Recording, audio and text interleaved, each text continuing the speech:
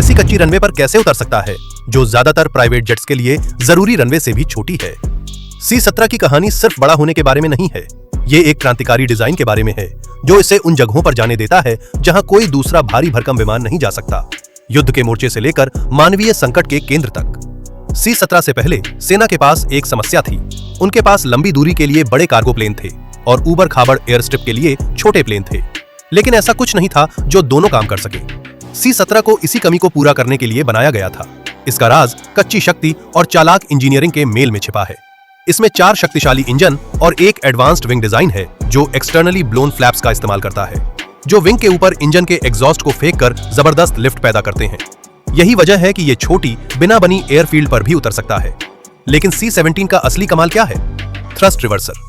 ये न सिर्फ युद्ध क्षेत्रों में तेजी से और खड़ी ढलान पर उतरने में मदद करते हैं, बल्कि ये इतने शक्तिशाली हैं कि ये 265 टन के विमान को जमीन पर ढलान पर पीछे की ओर भी धकेल सकते हैं। ये भीड़ भाड़ वाली या क्षतिग्रस्त एयर स्ट्रिप पर एक गेम चेंजिंग स्किल है। ये सारी टेक्नोलॉजी इसे युद्ध की स्थितियों में एक जानवर बना देती है। 2003 में इसने अपनी काबिलियत साबित की जब 15 C-17 ने 1989 के बाद सबसे बड़ा कॉम्बैट एयर ड्रॉप किया, जिसमें अंधेरे की आड़ में 1000 पैराट्रूपर्स को उत्तरी इराक में उतारा गया। लेकिन इसकी ताकत सिर्फ युद्ध करने के लिए नहीं है, ये शांति के समय में भी जीवन रेखा है। जब हैती और तुर्की में विनाशकारी भूकंप आए तो C-17 वहां जरूरी मदद पहुंचाने के लिए मौजूद थे। हाल ही में इनका इस्तेमाल गाजा में नागरिकों को खाना और पानी एयर ड्रॉप करने के लिए किया गया है। लेकिन इसका सबसे खास पल 2021 में ऑपरेशन एलाइज रिफ्यूज हो सकता है। काबुल से लोगों को निकालने के अफरा तफरी वाले माहौल में C-17 विमान ऐसे काम के घोड़े बन गए जिन्होंने 1,24,000 से ज्यादा लोगों को सुरक्षित जगह पहुंचाया और एक फ्लाइट में तो रिकॉर्ड 823 लोग सवार थे।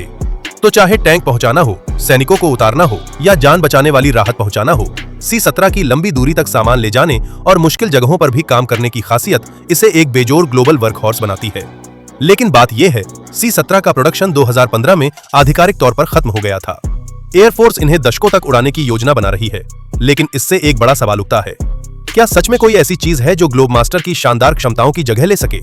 कमेंट्स में हमें बताएं कि आप क्या सोचते हैं।